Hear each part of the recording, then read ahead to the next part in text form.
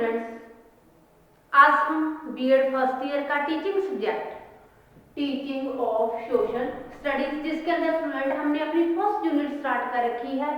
First unit का आज lecture number है 9।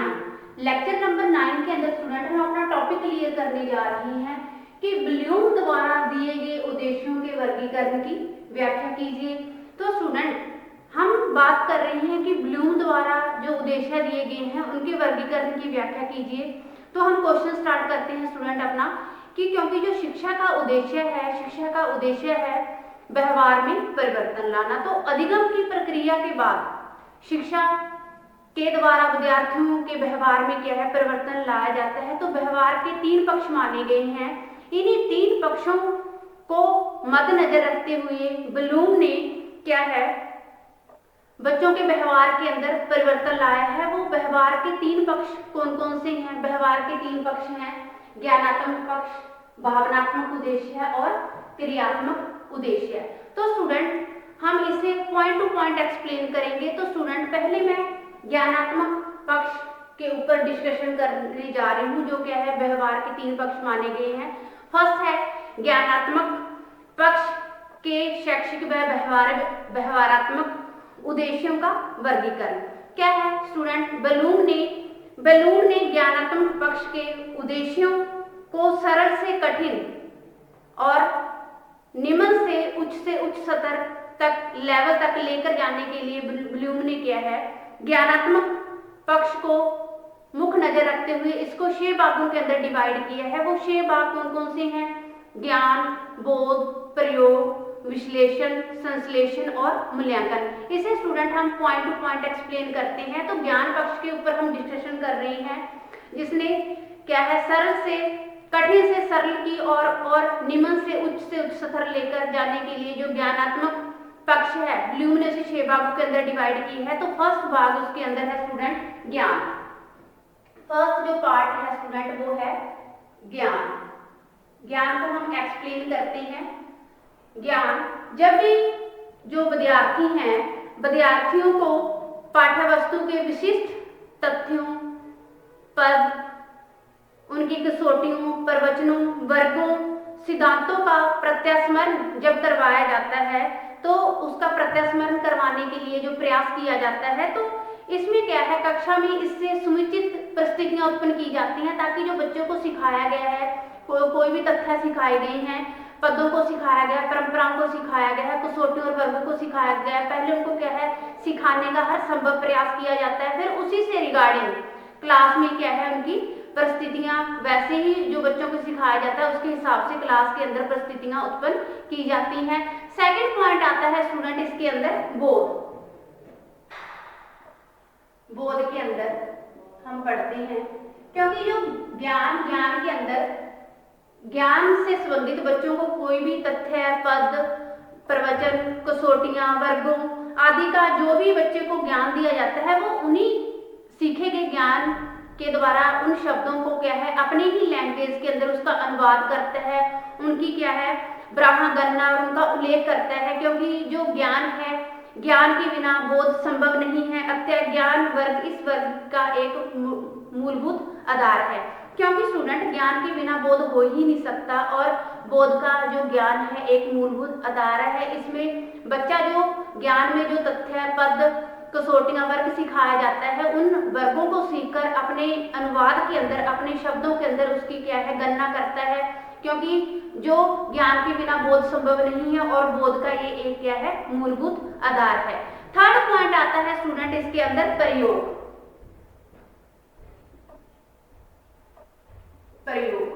क्योंकि हम ज्ञानात्मक पक्ष की बात कर रही हैं तो प्रयोग के अंदर स्टूडेंट हम एक्सप्लेन करते हैं कि किसी भी तथ्य, नियम के सिद्धांत को सामान्यकरण करने, उनकी कमजोरियों का निदान करने के लिए और पाठ्य वस्तु के लिए यह आवश्यक है कि ज्ञान व जो पाठ्य वस्तु बच्चों को समझाया जा रहा है उसका ज्ञान और बोध होना बहुत जरूरी है। उसी ज्ञान और बोध को उचित ढंग से योग्यता अनुसार व्यक्तिगत परिस्थितियों में उस ज्ञान का प्रयोग कर सकेंगे और अतः ज्ञान व बोध इस वर्ग के आधार हैं। जो भी पाठ्य वस्तु है उसकी आवश्यकता है, तो उसके बारे में पहले हमें स्टूडेंट क्या है ज्ञान और बोध होना जरूरी है। फिर उसकी क्षमता के हिसाब से योग्यता अनुसार व्यक्तिगत परिस्थितियों में उसका ज्ञान और प्रयोग कर सकेंगे, क्योंकि ज्ञान और बोध के बिना हम इस प्रयोग को नहीं कर सकते।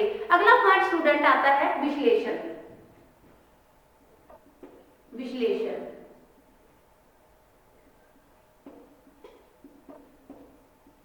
विश्लेषण के अंदर स्टूडेंट हम क्लियर करते हैं कि इस वर्ग में विद्यार्थियों को तथ्यों, सिद्धांतों और विषयों आदि का विश्लेषण, उनके संबंधों का विश्लेषण और उनको व्यवस्थित सिद्धांतों के रूप में विश्लेषण करना सिखाया जाता है। फिर उसे स्टूडेंट जब हम तथ्यों, विषयों का विश्लेषण करना बच्चा क्या है एक क्रमबद्ध तरीके से सीखता है, फिर उसे क्या है अलग अलग करके और उनके अंदर संबंध स्थापित करके क्या है ज्ञान, बोध व प्रयोग के द्वारा उन उद्देश्यों की प्राप्ति करता है।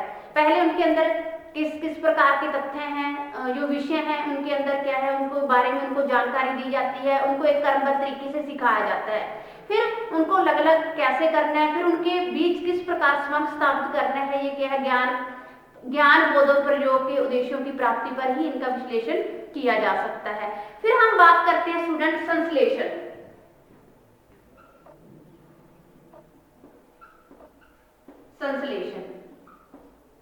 संश्लेषण के अंदर स्टूडेंट हम एक्सप्लेन करेंगे कि विद्यार्थी पहले चार वर्गों को उद्देश्यों की प्राप्ति के पश्चात उनका संश्लेषण करना किस तरीके से करता है। जो भी पाठ्य वस्तु है उसके तथ्य, सिद्धांत, कुछ नियम होते हैं, उनको एक नवीन रूप से व्यवस्थित करके उनको एक नई योजना बनाने के लिए क्या है उसका संश्लेषण करता है। किस प्रकार उनको एक नवीन रूप के अंदर क्रमबद्ध तरीके के अंदर लगाकर उसको इसकी एक प्रारूप योजना बनानी है, फिर क्या है इसका ये संश्लेषण करना शुरू कर देता है।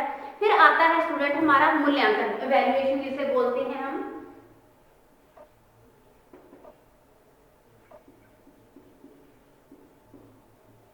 मूल्यांकन के अंदर आप क्लियर करोगे कि जो हमारे किसी भी शिक्षण की सफलता जो है इस बात पर निहित है कि विद्यार्थी यह निर्णय ले सके जो भी उसने चीजों को अगेन किया है वो उसके लिए उपयोगी है या नहीं उपयोगी है स्टूडेंट। तो अतः इस लेवल पर अंक, साक्ष्यों तथा कसौटियों के आधार पर बच्चों में पाठ्य वस्तु, सिद्धांतों, नियमों आदि के बारे में जानकारी लेने की योग्यता बच्चे के अंदर पैदा की जाती है। जो भी उन्होंने सीखा है वो उसके लिए उपयोगी है या नहीं है, इस प्रकार उन सभी का कंक्लूजन जो इवैल्यूएशन बच्चा एंड के अंदर करता है ताकि वो उसके लिए सही है या नहीं है, उसका उपयोग उसके लिए उचित है या अनुचित है। इस प्रकार इवैल्यूएशन के अंदर क्या है स्टूडेंट इन ज्ञान, बोध, प्रयोग, विश्लेषण, संश्लेषण आदि का इवैल्यूएशन करता है कि जो उस बच्चे ने सीखा है वो उसके लिए सही है या गलत है। अब हम सेकंड पॉइंट डिस्कशन करते हैं स्टूडेंट हमारा जो है भावनात्मक उद्देश्य। भावनात्मक उद्देश्य के अंदर स्टूडेंट हम बात करेंगे जो B.S. ब्लूम ने सेकंड लिया है। उन्होंने कहा है कि ब्लूम ने अपने सहयोगियों के हैं कथवाल और मोरिया ने 1964 के अंदर भावनात्मक पक्ष को उद्देश्यों को निम्न लेवल से ऊपर लेवल तक ले जाने के लिए क्या है बहुत प्रयास किया है। इसके अंदर भी स्टूडेंट उन्होंने क्या है अलग अलग पार्टों के अंदर डिवाइड किया है। वो अलग पार्ट कौन कौन से हैं, जैसे ध्यान देना, अनुक्रिया, आंकलन, संगठन और मूल्यों का चरित्रीकरण और विशेषीकरण क्या है 5 वर्गों के अंदर उन्होंने डिवाइड किया है। तो इसे भी क्या है स्टूडेंट हम पॉइंट टू पॉइंट ही एक्सप्लेन करेंगे। तो फर्स्ट पॉइंट स्टूडेंट इसके अंदर है ध्यान देना।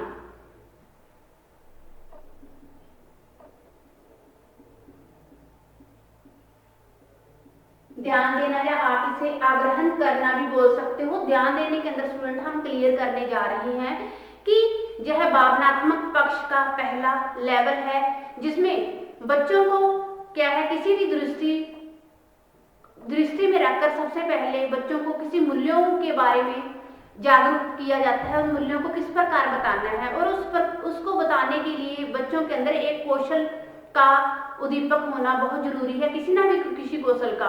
तो इसके अंदर स्टूडेंट इस काम को लेकर अध्यापक क्या है विद्यार्थियों को किसी विषय वस्तु के प्रति प्राप्त रूप से आकर्षित करता है और उसे अप्रेरित करता है। तो स्टूडेंट की जो मानवीय मूल्यों मूल्यों की भलीभांति ग्रहण करने के लिए प्राप्त इच्छा जागृत हो जाए और वो इच्छा बच्चे की इसी प्रकार बनी रहे। वो क्या है, इसी इच्छा को उचित टाइम तक बनाकर इसके बारे में अच्छे से लाभ उठा सकता है कि जो मूल्य हैं, मूल्यों के बारे में बताया गया है, जिसके प्रति एक अध्यापक ने उसे आकर्षित और अभिप्रेरित किया है, उन मूल्यों का उसके लिए क्या बेनिफिट है और एक लंबे टाइम तक उसे बनाने के लिए, उनका ध्यान बनाने के लिए टीचर क्या है, स्टूडेंट के प्रति अपना ध्यान आकर्षित करवाता है, उसे लॉन्ग टाइम तक बने रहने के लिए उसे हर संभव प्रयास करता है ताकि बच्चा इसके अंदर अपने एक इच्छा, इंटरेस्ट जगा सके कि मैंने मानवीय मूल्यों के बारे में किस प्रकार समझना है और उसका इन फ्यूचर क्या फायदे उठाने हैं। इसके अंदर क्या आता है, स्टूडेंट बच्चे को तैयार किया जाता है किसी भी विषय वस्तु को जानने के लिए, चाहे वो विषय वस्तु कुछ भी है, पाठ्य वस्तु कुछ भी है, चाहे वो लेक्चर के लिए हो रहा है, चाहे किसी भी चीज के लिए हो रहा है, तो एक अध्यापक विद्यार्थियों को क्या है, उस टॉपिक के बारे में आकर्षित करता है और अभिप्रेरित करता है। सेकंड पॉइंट आता है स्टूडेंट अनुक्रिया।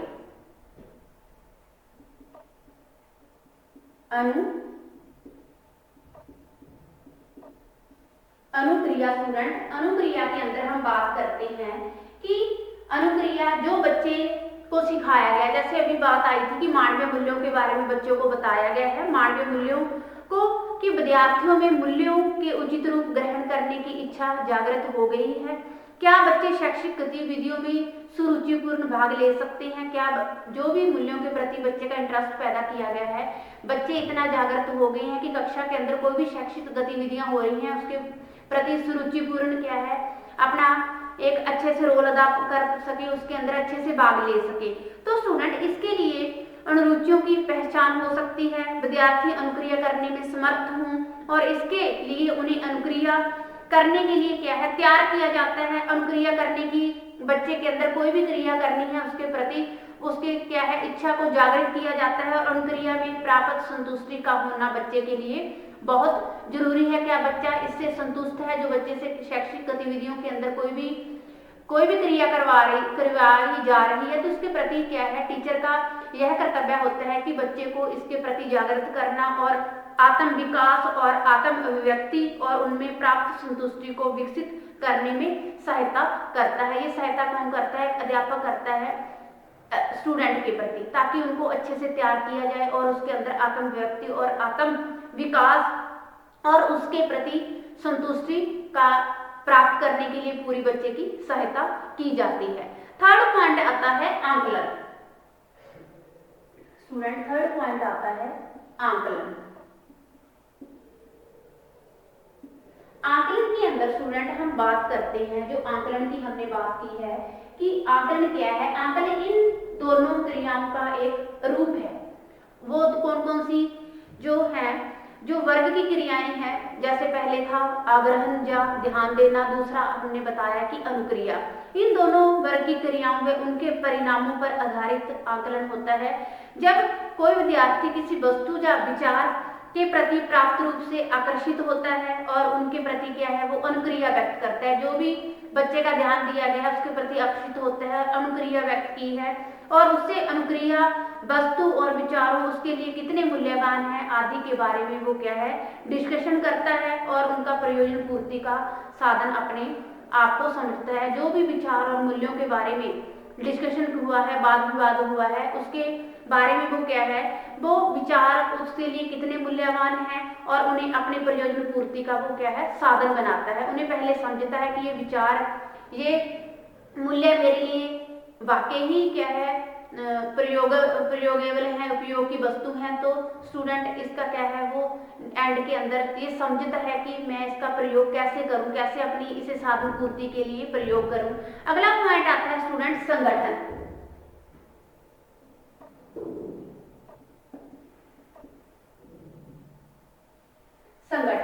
संगठन के अंदर हम बात करते हैं, आपको पॉइंट ही क्लियर कर रहा है कि किसी चीजों का इकट्ठा करना, चाहे विषय वस्तु से रिगार्डिंग है, चाहे बच्चे की कोई और मटेरियल है, उससे क्या है, बच्चा उनको इकट्ठा करता है। जैसे जैसे विद्यार्थी किसी वस्तु और विचार के मूल्यों को ध्यान में पढ़ता है और उसके प्रति व्यवहार संबंधी अनुक्रियाएं करना सीख जाता है, वैसे ही वैसे बच्चा क्या है उसे उसी दिशा की तरफ बढ़ता जाता है और कई प्रकार वे क्या है व्यक्तिगत और सामाजिक मूल्यों को ग्रहण करता है। परिस्थितियों में उसे ऐसा आभार होता है कि ये मूल्य उसके अंतर्विरोधी हैं, ताकि उससे कोई इतना उसका टकराव ना हो सके। तो उनके टकराव के लिए भी एक अध्यापक है विद्यार्थी को रोकता है। तो इस प्रकार स्टूडेंट ये ज्ञान के बिना ये व्यवस्थापन और संगठन करना भी बहुत मुश्किल है। अगला पॉइंट आता है स्टूडेंट मूल्यों का चरित्रीकरण या विश्लेषणीकरण। अगला पॉइंट आता है मूल्यों का चरित्रीकरण व विशेषीकरण।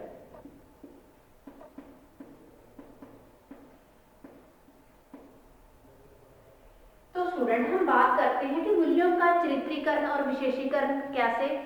तो बात आती है स्टूडेंट कि भावनात्मक पक्ष के विकास के इस लेवल तक पहुंचते पहुंचते पहले क्या है बच्चा चारों वर्गों के उद्देश्यों के प्रति आवश्यक उसका ध्यान आकर्षित करवाया जाता है। यहाँ आकर विद्यार्थी के व्यक्तिगत व सामाजिक मूल्यों के अंदर क्या है एडजस्टमेंट उत्पन्न हो जाती है, जिसे हम समन्वय भी बोल सकते हैं कि समन्वय से उत्पन्न होकर मूल्य प्रणाली और चरित्र की भूमिका बन जाती है। उसे विशेष रूप प्रदान करने का क्या है बच्चे को प्रयत्न किया जाता है।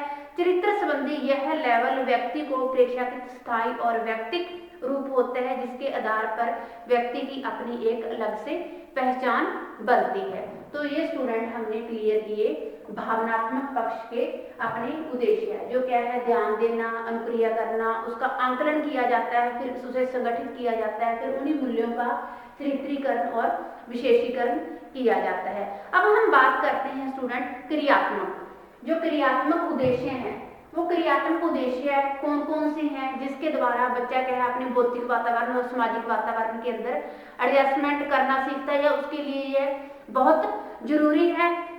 तो जो क्रियात्मक और मनोवैज्ञानिक शारीरिक पक्ष उद्देश्यों को वर्गीकृत करने का सबसे पहला सिंपलसन 1966 में किया। हैरो ने 1972 में इसे आगे इसका कुछ विकास किया और हैरो ने इन उद्देश्यों को 6 वर्गों के अंदर विभाजित किया है। वो उद्देश्य कौन कौन से हैं स्टूडेंट, इससे क्या है हम पॉइंट टू पॉइंट एक्सप्लेन करेंगे। तो फर्स्ट पॉइंट है स्टूडेंट इसके अंदर मेरा सहज क्रियात्मक अंग संचालन। सहज क्रियात्मक अंग संचालन। तो स्टूडेंट हम फर्स्ट पॉइंट को अपने क्लियर करने जा रहे हैं। जो हैरो ने क्या है 6 पार्टों के अंदर डिवाइड किए हैं, वो 6 पार्ट अलग अलग हैं क्रियात्मक उद्देश्य से संबंधित, कि हम जब अपने ज्ञानात्मक से भावनात्मक उद्देश्य से एंड में हम क्रिया करते हैं। क्रिया अपने सामाजिक और बौद्धिक वातावरण के साथ समायोजन करके क्या है हम क्रिया कोई भी क्रिया करते हैं जो हमारे लिए एक आवश्यक भी है, हमारे शरीर के लिए, हमारे बॉडी के लिए।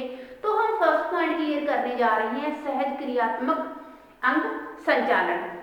तो अंग संचालन के अंदर स्टूडेंट आता है कि जब बच्चा अपने चारों तरफ का जो फैला वातावरण होता है, वातावरण में किसी उद्दीपक के संपर्क में आता है। जो किसके उद्दीपक के संपर्क में आता है स्टूडेंट, जो उसके हमारे लगा लो चाहे बच्चे के चारों तरफ का जो फैला हुआ वातावरण है, और कोई ना कोई अनजाने में वो फैले हुए वातावरण के अनजाने में वो क्रिया करता है। वो कौन सी क्रिया करता है कि अचानक से उसके हाथ पर कोई भी जानवर आ गिरा है या चींटी आ गिरी है, तो एकदम से वो क्या है अपने हाथ को झटक देता है, झटकाता है। तो इस प्रकार मानव के सभी प्रकार के व्यवहार इन सहज क्रियाओं पर ही आधारित है। एकदम से वो क्या कोई क्रिया करता है, वो किसके अंदर वातावरण के अंदर आकर उसके अंदर कोई ना कोई उद्दीपक परिवर्तन होते हैं स्टूडेंट, वो उद्दीपक के संपर्क में आता है, अनजाने में वो क्या है भौतिक वातावरण के अंदर आकर वो क्रिया करता है। जैसे मैंने अभी एग्जांपल दिया कि उसके हाथ पर चींटी गिर गई है, चींटी एकदम गिरने से उसने अपना हाथ झटक दिया, तो इसी हाथ झटकने से वो क्या है स्टूडेंट, वो वातावरण किसी प्रकार की सहज क्रियाओं पर क्या है आधारित हुई है क्रिया। इस वर्ग में विद्यार्थी इन सहज क्रियाओं को और सहज बनाने का प्रयास करता है कि मैंने किस प्रकार कोई क्रिया करनी है, वो अचानक से भी हो जाती है और वो क्या है अपने हिसाब से भी करता है। इस प्रकार सहज क्रियात्मक अंग संचालन इसका फर्स्ट पार्ट है, क्रियात्मक पक्ष के शैक्षिक व व्यवहारात्मक उद्देश्यों की वर्गीकरण के अंदर। सेकंड पॉइंट आता है स्टूडेंट आधारभूत अंग संचालन। आधारभूत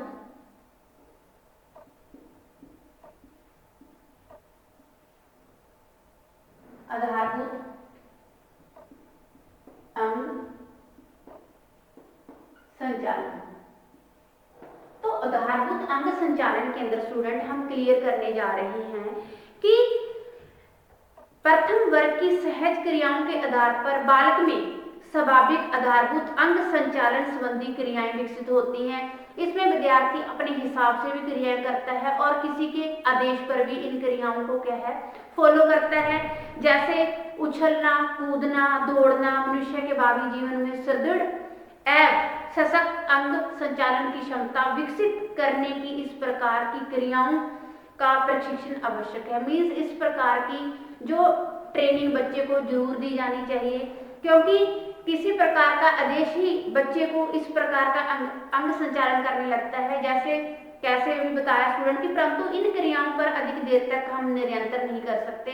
इन चीजों को हम क्या है रोक नहीं सकते। अगर बच्चे ने कूदना है, उछलना है, तो ये सारी बच्चे की क्या है क्रियात्मक आधारभूत अंग संचालन है। इन्हीं जो फर्स्ट पॉइंट हमने किया था कि सहज क्रियात्मक अंग जो संचालन है, इसी के आधार पर आधारभूत अंग संचालन क्रियाएं विकसित होती हैं। थर्ड पॉइंट आता है स्टूडेंट शारीरिक योग्यता।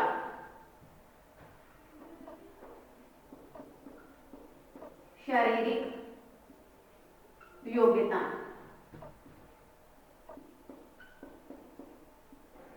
शारीरिक योग्यताओं को स्टूडेंट हम एक्सप्लेन करते हैं कि शारीरिक अंगों के उचित संचालन के लिए शारीरिक योग्यताएं विकसित होती हैं और शारीरिक योग्यता से ही अंग संचालन की क्या है अंग संचालन करने में सहायता मिलती है। वो शारीरिक योग्यताएं कौन कौन सी हैं?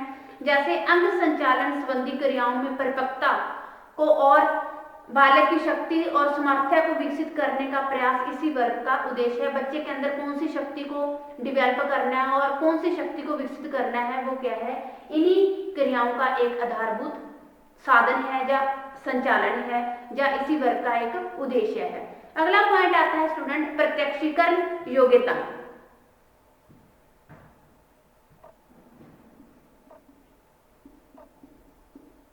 प्रत्यक्षीकरण योग्यता। प्रत्यक्षीकरण योग्यताएं जैसे स्टूडेंट आपको पॉइंट ही क्लियर कर रहा है कि प्रत्यक्षीकरण योग्यताएं देखकर।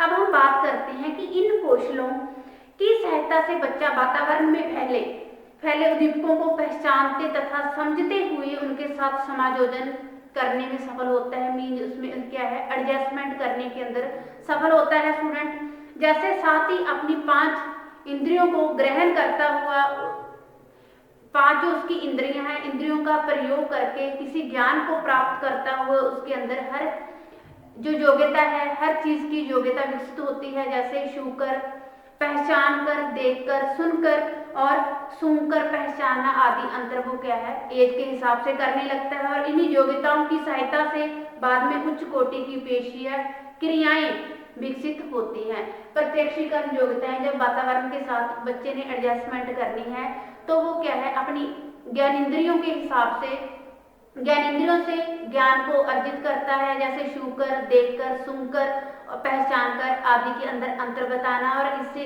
बच्चे के अंदर क्या है पेशीय क्रियाएं भी विकसित होती हैं। अगला पॉइंट आता है स्टूडेंट की कौशल युक्त अंग संचालन।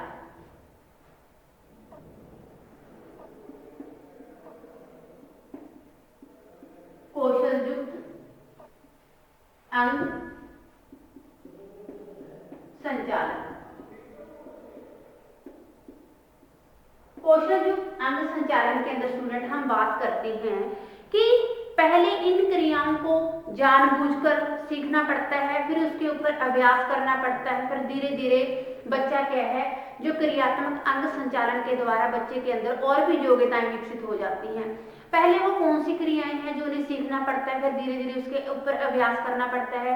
जैसे तैरना हो गया स्टूडेंट, और नृत्य कौशल हो गया, संगीत हो गया। ये ऐसी क्रियाएं हैं, ऐसे कौशल हैं, ऐसी स्किल्स हैं जिसकी पहले ट्रेनिंग लेनी पड़ती है, फिर धीरे धीरे उसका अभ्यास करना पड़ता है, और फिर धीरे धीरे हम इसके क्या है आदी होते हैं और हमारे अंदर कुछ नई योग्यताएं विकसित हो जाती हैं। जैसे मैंने आपको एग्जांपल दिया, नृत्य करना, संगीत और क्या है तैरना, ये स्टूडेंट क्या आता है कौशल युक्त अंग संचालन के अंदर आता है। अगला पॉइंट हम स्टूडेंट डिस्कशन करने जा रहे हैं सांकेतिक संप्रेषण।